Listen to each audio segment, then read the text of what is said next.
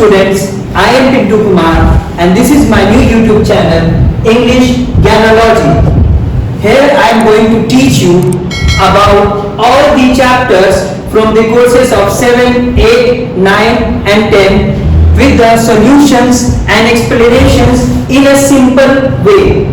Here we learn all the word meanings from the chapter. I will also teach you English grammar and language from your course book as well as whatever it takes to learn English in a simple way. So here we move forward with a bright future ahead. Welcome student.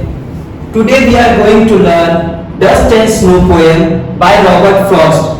This is a poem from the first flight book of class 10. So I think you all have the book and you all are ready to learn in a simple way. So here the poem starts. The way a crow shook down on me the dust of snow from a hemlock tree. So poet ने इसमें crow को लिया है and hemlock tree को लिया है. ठीक है, एक क्रो है जो कि हेमलॉक ट्री पे बैठा हुआ है.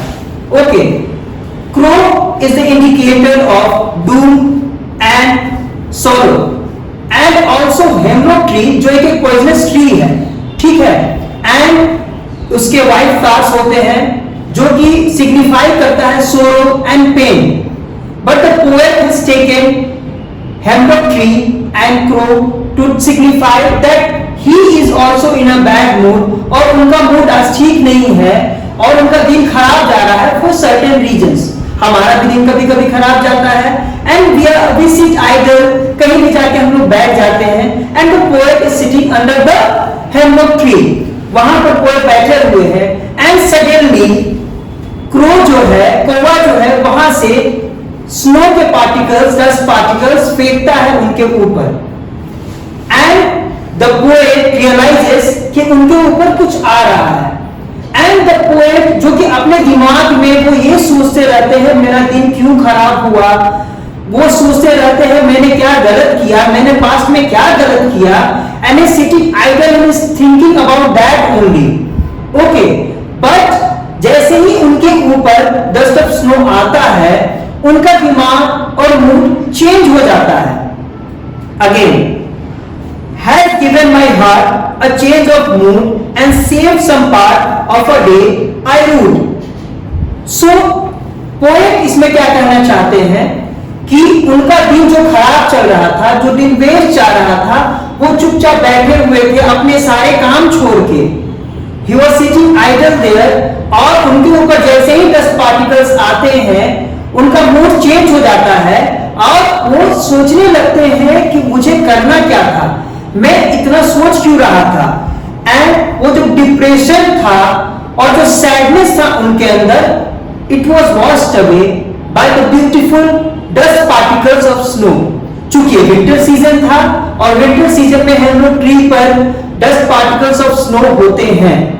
Every part is filled with the snow and वो जब डस्ट पार्टिकल्स पोएट के ऊपर जाते हैं, पोएट पूरी तरह से उनका मूड चेंज हो जाता है और वो सोचते हैं कि मैं ये क्यों कर रहा था, why I was wasting my day.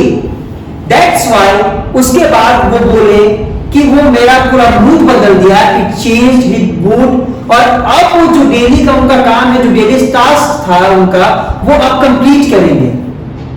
So here in the poem The poet wants to signify चाहे कितने भी हम लोग प्रेशर में हो, टेंशन में हो in life, negative things, negative indicators like crow, जैसे कि यहाँ पर हम लोग नाइटिंगेल भी ले सकते थे और हेमलॉक ट्री की जगह पर ओक ट्री या मैपल ट्री भी ले सकते थे, जो भी सिग्निफाई करते हैं ब्यूटीफुल नेचर को. ठीक है, but he has taken crow and hemlock tree इसलिए कि हम हमें बताने के लिए कि चाहे कोई भी सिचुएशन हो, नेगेटिव सिचुएशन हो, प्रेशर में हो, हम लोग हमें अच्छा सोचना चाहिए. We should think in a positive manner, क्योंकि हमारे सोच से ही हमारा पूरा लाइफ डिपेंड करता है.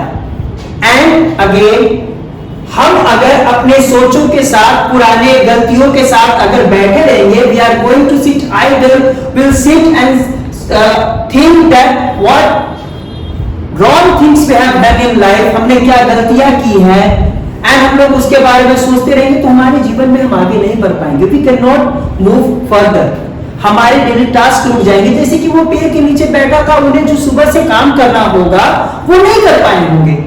इट मींस उनका लाइफ वहां स्टॉप हो गया। सो हम अपने लाइफ को स्टॉप नहीं कर सकते हैं, we have to move further. हमें अपने कामों को करते रहना चाहिए, जो गलतियां हुई है उसे सुधारना चाहिए, एंड किसी भी चीज को अपने ऊपर नेगेटिव इंपैक्ट नहीं करने देना चाहिए।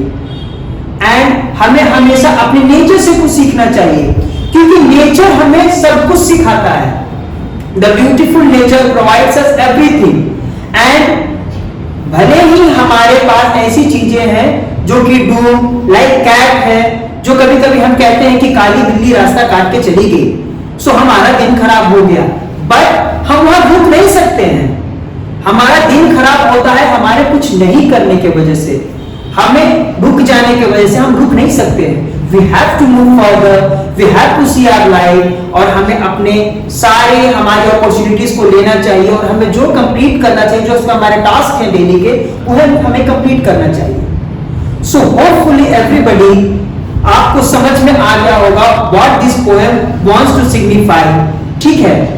और हमें अपनी सोच से बढ़कर आगे बढ़ना चाहिए, एंड हमें अपने कहानी को, अपने लाइफ को कहीं रोक के नहीं रहना चाहिए। So in the next video we are going to discuss the question and answers and the word meanings related to this chapter. Hopefully everybody would have learn the poem, और अगर आपको कुछ भी इसमें पूछना हो, you are free to raise questions in the question and answer tab. So thanking you everybody, and welcome to my English channel, English Genealogy. Please like and subscribe, and hopefully हम लोग आगे भी ऐसे ही अच्छे अच्छे वीडियोस बनाते रहेंगे। Thank you.